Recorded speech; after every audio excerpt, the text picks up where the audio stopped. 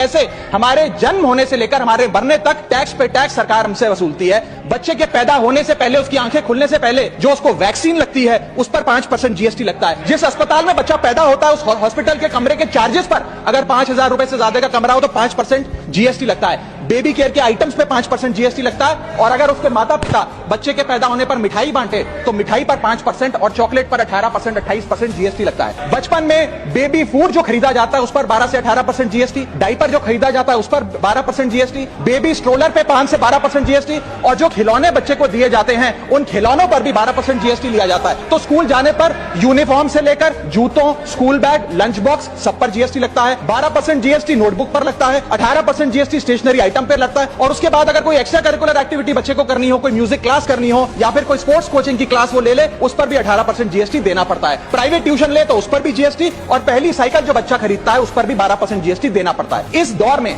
इंसान गाड़ी खरीदता है, घर बनाता है, जब गाड़ी खरीदता है तो जीएसटी देता है, रोड टैक्स भरता है, व्हीकल इंश्योरेंस पर जीएसटी भरता है, और जब गाड़ी लेकर शोरूम से निकलता है तो पेट्रोल डीजल पर वैट, सेस और एक्साइज ड्यूटी के नाम पर पैसा भरता है। जब सड़क पर गाड़ी चलाता है तो टोल टैक्स भरता है। और इस बीच शादी तो रह ही गई, फिर इंसान शादी करता है, इस बीच तो बैंक्वेट हॉल बुक करता है, उस बैंक्वेट हॉल की बुकिंग पे टैक्स भरता है। शामियाना, खाना, केटरिंग सर्विसेज लेता है, उस पर जीएसटी भरता है। ज्वेलरी खरीदता है, उस पर जीएसटी भरता है। कपड़ा, शेरवानी सिलवाता है, कुर्ता पजामा, सूट पैंट, उस पर जीएसटी भरता है। यहां तक कि वेडिंग इन्विटेशन से लेकर ब्राइडल मेकअप से लेकर हनीमून के ट्रैवल तक हर चीज पर सरकार आपसे जीएसटी वसूलती है। जब कोई इंसान मरता है तो उसके अंतिम संस्कार में देसी घी, चंदन वुड, नारियल, इत्र जैसा सामान इस्तेमाल होता है, उस पर भी जीएसटी लगता है। और मरने के बाद जब प्रॉपर्टी उसके बच्चों को या परिवार वालों को दी जाती है, उस म्यूटेशन पर भी सरकार आपसे ड्यूटी सेस लेती है।